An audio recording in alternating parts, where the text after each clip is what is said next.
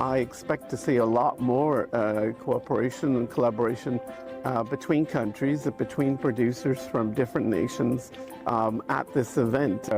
It means that we get more diverse stories, we get access to more talent, and there's so many untold stories in China and so much great talent here. So I'm really excited for GZ Doc because it's a great, wonderful place to meet new people, not just from China, but also from other parts of the world. And there's a reason why GZ Doc is the longest running documentary festival in Asia and why it's so big. It's a great place to meet. It's also a warm place to meet in December.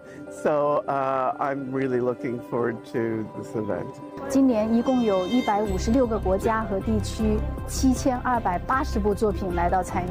我们从这个数量的背后，我想看到的是来自全球对中国文化的认可，对中国故事的关注。这是我觉得是今年20周年送给我们一个最大的一个贺礼。